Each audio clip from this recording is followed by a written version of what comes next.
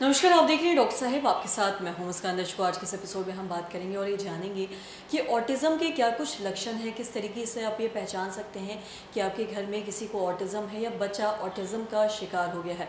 आज हम इसी पे खास बातचीत करेंगे। इसी पे खास बातचीत करने के लिए आज हमारे साथ मौजूद है बिहार के जाने माने नवजात शिशु रोग विशेषज्ञ डॉक्टर संतोष कुमार। सर नमस्कार, बहुत बहुत स्वागत है आपका। नमस्ते सर, आपसे जानना चाहेंगे कि अगर हम ऑटिज़म के बारे में बात करें तो ऑटिज़म के ऐसे क्या कुछ लक्षण हैं जिससे पेरेंट्स से देख के समझ सकते हैं कि बच्चा जो है वो कहीं ना कहीं ऑटिज़म का शिकार हो गया है। देखिए, बहुत ही कॉमन और अच्छा क्वेश्चन पूछा। ये एक तरह का ऑटिज़म बच्चों में पाए जाने वाले एक तरह का ये बिहेवियरल डिसऑर्डर है, जो कि यूजुअली बच्चा जब जैसे ग्रो करता है ना, तो आप पेरेंट्स या फिर जो केयर गिवर होते हैं जो उनका देखभाल करते हैं, उनको इन चीज़ की जानकारी होनी चाहिए।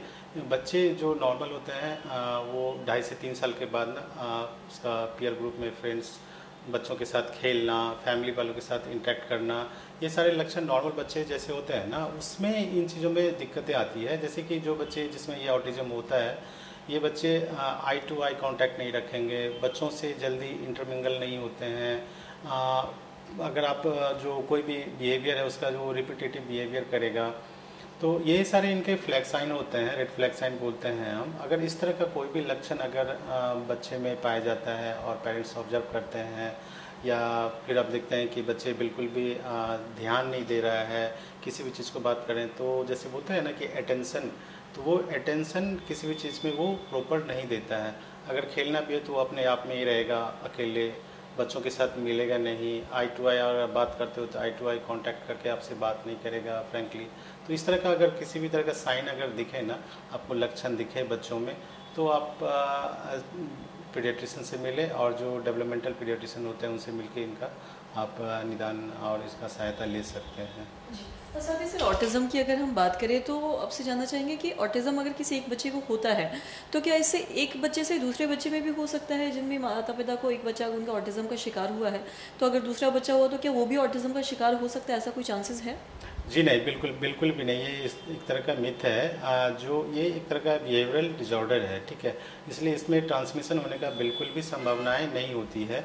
एंड अगर फर्स्ट चाइल्ड में है तो बिल्कुल भी कोई ज़रूरी नहीं है कि सेकेंड चाइल्ड भी वो बच्चा उस पेरेंट्स का मतलब ऑटिज़म हो, ऐसा बिल्कुल भी ज़रूरत नहीं है।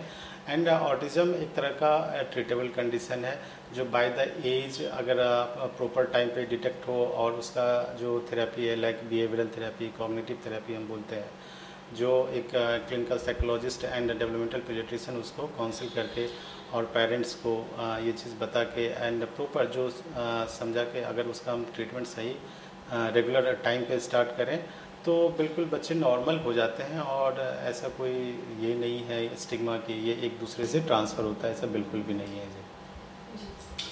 और साथ ही सर, आपसे जानना चाहेंगे कि हम ऑटिज़म के बारे में बात करें तो ऑटिज़म जिन भी लोगों को होता है तो कई बार उनके जो बच्चे हैं वो भी परेशान होते हैं, क्योंकि अगर वो स्कूल में जाते हैं तो उनके साथ अच्छे से व्यवहार नहीं होता है। उनके आसपास जो बच्चे हैं या टीचर्स है वो सोचते हैं कि ये चीज़ों को समझ नहीं पा रहा है।